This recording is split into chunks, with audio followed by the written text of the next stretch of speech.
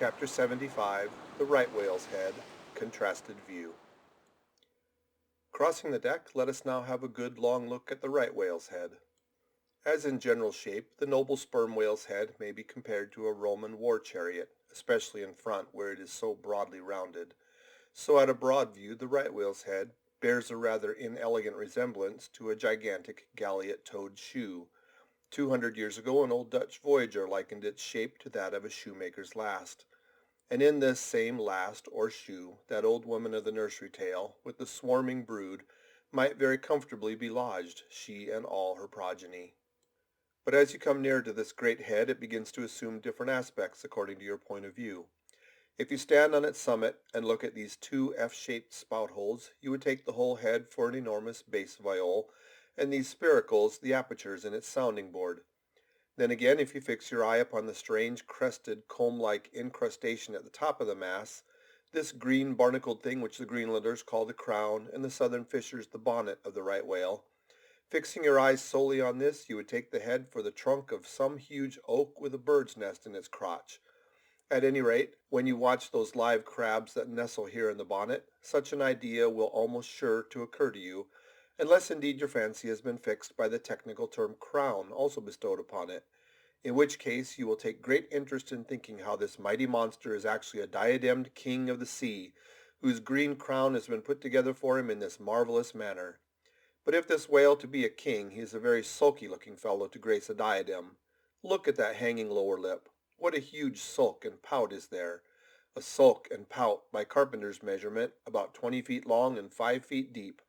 A sulk and pout that will yield you some 500 gallons of oil, and more. A great pity now that this unfortunate whale should be hare-lipped. The fissure is about a foot across. Probably the mother during an important interval was sailing down the Peruvian coast when earthquakes caused the beach to gape. Over this lip, as over a slippery threshold, we now slide into the mouth.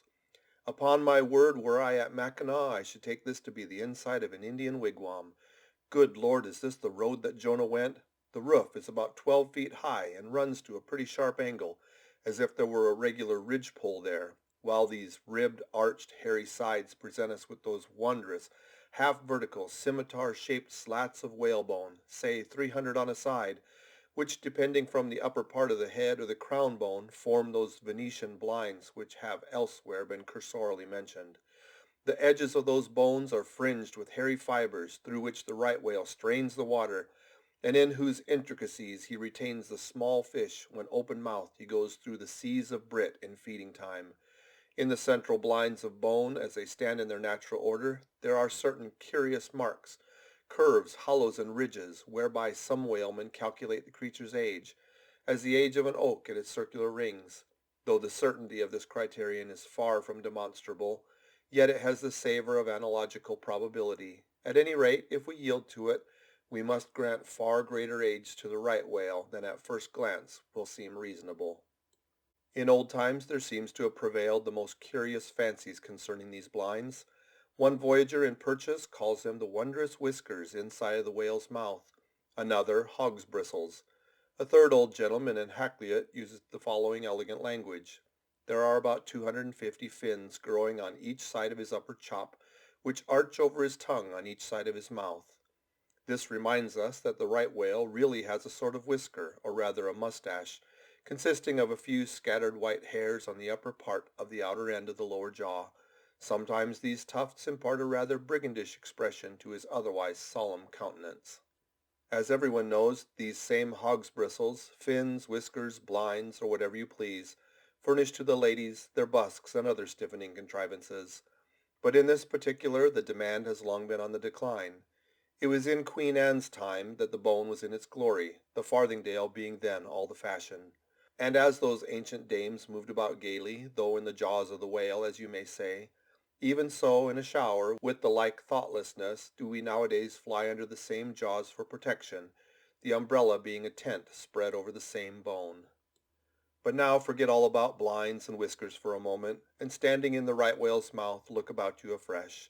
Seeing all these colonnades of bones so methodically arranged about, would you not think you were inside the great Haarlem organ, and gazing upon its 1,000 pipes? For a carpet to the organ, we have a rug of the softest Turkey. the tongue which is glued, as it were, to the floor of the mouth. It is very fat and tender, and apt to tear in pieces in hoisting it on deck.